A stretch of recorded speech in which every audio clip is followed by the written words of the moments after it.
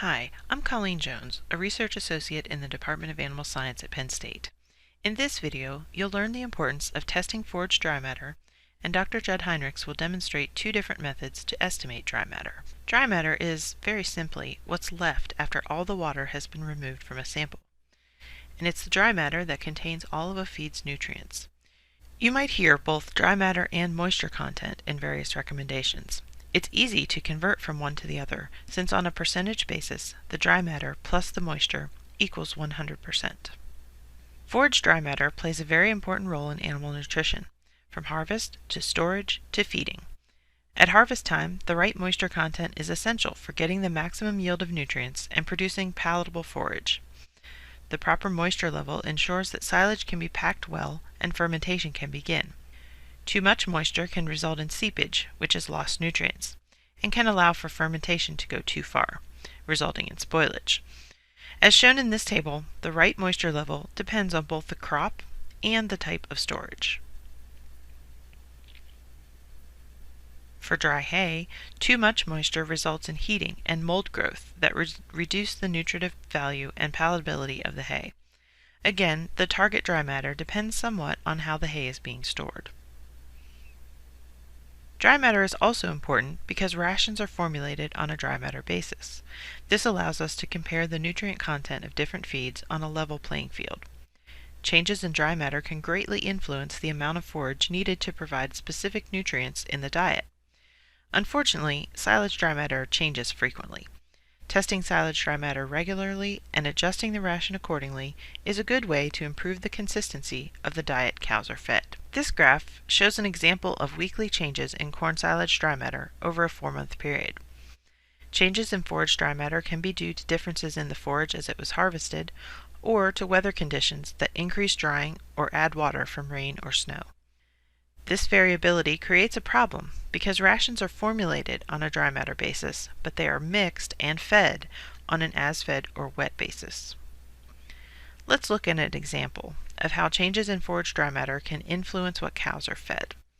In this example, our ration calls for 50 pounds of corn silage on an as-fed basis. When the ration was formulated, the silage dry matter was 36.1%. Crude protein was 6.2%, and net energy for lactation was 0.8 megacals per pound. Crude protein and net energy are less variable than moisture, so in this example, we will assume they do not change. To balance the ration, 18 pounds of corn silage were required. At 36.1% dry matter, this translates to 50 pounds of as-fed corn silage.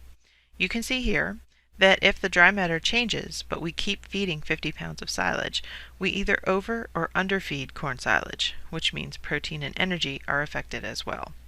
Failure to adjust feeding amounts as forage dry matter changes can negatively affect cows' milk production and energy balance. On the other hand, overfeeding forages results in wasted feed, excess nutrients, and increased excretion of nutrients in manure. We recommend testing forage dry matter before and during harvest to ensure proper fermentation and maximize the nutritional value of the silage. During feed-out, test forage dry matter 2 times per week. There are several options for testing dry matter on the farm, and we will demonstrate 2 methods beginning with the microwave. The microwave is used to dry a sample, and the moisture content is calculated using the change in the sample weight before and after drying. Now, Dr. Judd Heinrichs will walk you through the steps of using a microwave for forage dry matters. What I'm going to show you today is how to do a microwave dry matter on a forage. It's a relatively simple thing to do on farm and gives you a good accurate value on dry matter. Start off with, I'm going to use a paper boat in this case, or paper plate. Don't use styrofoam because it'll burn. I'm going to tear this and then put about 50 grams of a forage sample in this. Record your weight and put it in the microwave. I'm going to use the standard microwave at full power setting. Okay, this is corn silage that's less than 40% dry matter, so I'm going to start off with a 1.5 time.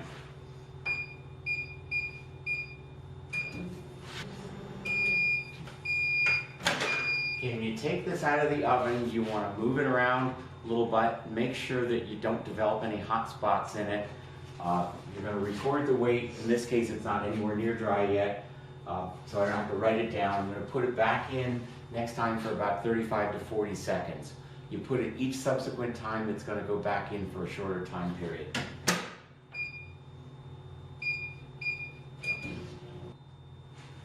Okay, when your sample is about dry, you're going to take it out. It's pretty obviously getting quite dry. Take a weight on this sample.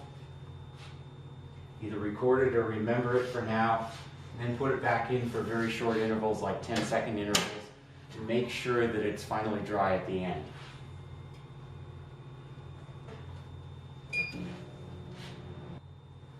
When it's the same weight 2 times in a row, and you don't have to have it cool down, it can be still hot. You get the same weight 2 times in a row, you record that amount, and that's going to give you your dry matter basis, and then you do the calculation based on what you started with in this sample. One final point is, don't put a glass of water in the microwave. It's going to be impossible to get it down to 0% moisture when you're running water in there.